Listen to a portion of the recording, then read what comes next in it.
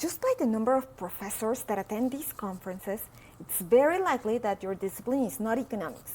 And it's also very likely that given that you're here watching this video, you are a professional of education. You do have a very well-organized course and you use the very best practices. At least, well, you strive to do your very best. Now let me tell you where I am. I am an economist. If you're not, you need to know a few things about our discipline. Economics is a beautiful science. It delivers elegant, useful models to complex realities. In our discipline, we teach rigorous mathematical modeling. We use the rational agent. We maximize the utility of people, societies, firms. We minimize costs. We get things done. In the economics discipline, words such as kindness, community, connection, emotions, belonging are not frequently, if ever, used. So I'm teaching in this environment. As I was reading the COLTT program, I found the first session, Contemplative Strategies in Student Belonging, Enhanced Belonging, Building Community. It's obvious that instructors all over recognize the importance of belonging and building community. So bear with me, this is new for me. So the first part of this video is my research oriented towards educators like me who are a bit skeptical and need evidence of the benefits of kindness on learning. And the second part shows how I did it. I told you about the econ environment, but you need to know a bit more about the particular environment where this exercise takes place. This was before my time, but the economics chair in CU Boulder, Nick Flores, had an amazing idea, and he started building a team to teach online economics. He hired Karen Gebhardt, a very capable pedagogue and economist, and they have been developing amazing online courses. So I was very fortunate to be part of a team where someone taught me 3 things. My course needs to be very well organized, never last-minute changes in the syllabus. 2, we rely on retrieval practice, so lots of quizzes, exercises, and so on. 3, they aim to be very rigorous and complete. So this is where you find me. What happened? In the spring semester 2021, I tried to be more explicit about conveying the following message. Dear student, I see who you are, and I value and respect you, and I want to share this learning experience with you. According to a definition by Henry James, this can be called kindness. He wrote, to be genuinely kind necessitates an appreciation of the complex life within every person.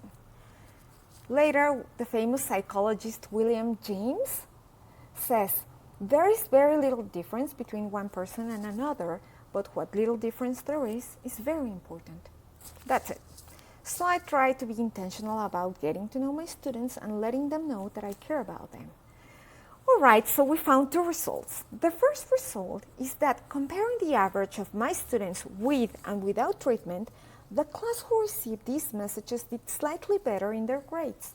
You can see the box plot. Here's the average, 80 to 80. The box plot with the treatment also got rid of the lower part of the grades. This is encouraging as good students keep being good students, but this strategy helps weaker students. This is consistent with the literature on belonging and learning. Well, the second result can be a bit more tangible for many of you. In the course evaluations that students complete at the end of the semester, we can compare the comments in the control group versus the treatment group. So here we have from summer 2020. The first set of comments are some good, some bad, nothing really stands out. The course was well organized. Dr. Avila responded my emails. She tried hard, and so on. Spring 2021, we had a bit more messages to begin with. And overall, we find phrases such as great learning environment. Interesting class, I really enjoyed it. Pretty good. Love the online class. Kind and understanding, encouraging, and so on. Meaningful. What we did? Well, 2 strategies. 1 weekly message and 1 personalized message. The weekly message is something I've been doing since I started teaching online, so let's compare my messages. The control group says, hello class, this week you are introduced to 4 new concepts. 1, 2, 3, 4. Here's the list of assignments for this week. By Wednesday, 1 and 2. By Sunday, 1 and 2. I am here in case you need me with a link to my email. Professor Avila. The treatment group. Hello class. Sometimes we just get it. We do our reading exercises, we go back to the videos, we solve the quizzes, we discuss, we get things done. Amazing. However, sometimes we struggle because R did not get installed correctly. James. Or because we are traveling to the other side of the world. Yan. Or because we got a birthday. Camila. Or we are working a lot. Wyatt. You name it. You struggle, I struggle, we all sometimes do. Allow for the possibility that the best of you is still inside you, waiting to emerge. You got this. This week is like no other. You are introduced to 4 new concepts. 1, 2, 3, 4. Given what you discussed in the past 2 weeks, I think you might be interested in learning a bit more about behavioral economics, mainly because we want to avoid biases when doing our sampling or whenever we use data for decision making. Therefore, the discussion, item number 4, is about biases. Here's the list of assignments. By Wednesday, 1, 2. By Sunday, 1, 2. Thank you for inspiring the topic of biases. Thank you for doing statistics even when you don't feel like it. I am here in case you need me. So the main features are, I keep record of mentioning at least once every student in general announcements. For face-to-face settings, my colleagues that teach statistics at Harvard, they use Teachly, an app where they mark every time someone participates. In the online settings, it's enough to have an Excel list and put a mark next to the name when you have called on them. 2, I use their comments from the past week to steer the direction of the examples or the discussion of this week. Therefore, there is like a dialogue between them and me, between them and the material. Finally, I allow myself to like them. I enjoy talking to them, and I believe they are listening. 1 personalized message. Hello, Cooper.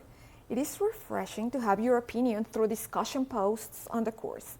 I wonder how you are feeling. He was sick. This semester, with the stress of COVID, a mass shooting, we were in Boulder, and on spring break, I can see that students are reducing their hours on Canvas. This message is to reach out to you, especially now after the midterm as we head to the second part of the course. You have turned most assignments on time and your current grade is a B-. I like your strategy of consistently solving the problem sets and quizzes. This way you certainly may get the main idea of the module. To further improve, try solving your exercises. Even if you don't succeed 100%, they still count. Also review the videos where I solve problem sets and our exercises. If you struggle with the work or you just want to check in, visit me during office hours. I may not often reach out to you directly, but know that I am paying attention to you. Let's go through the main features. 1. I am intentional about conveying the message that I am trying to see them with the little information I have, right? 2. When writing this message, as well as my lectures and announcements, I address someone in particular. If you don't address someone, you don't address anyone. You need to think about Cooper and his eagerness to get good grades and how he got sick and so on. Finally, I am myself. I don't pretend to be excited when I'm not. And I allow myself to love what I do. I was so impressed by the results that I started to do more research on the topic of how kindness improves learning. And if it does not, at least it makes everyone, including you, including the professor, enjoy life better. So I'm going to leave you with this. I found a paper by Brady and colleagues, a team from Stanford, who studies this particular topic, saying that an intervention detonates a sense of belonging. In other words, they remember how they felt from previous experiences. And therefore, as students feel seen and welcomed, this little intervention may multiply an array of psychological, behavioral, structural, and relational processes that help students feel welcome and learn better. Thank you for listening.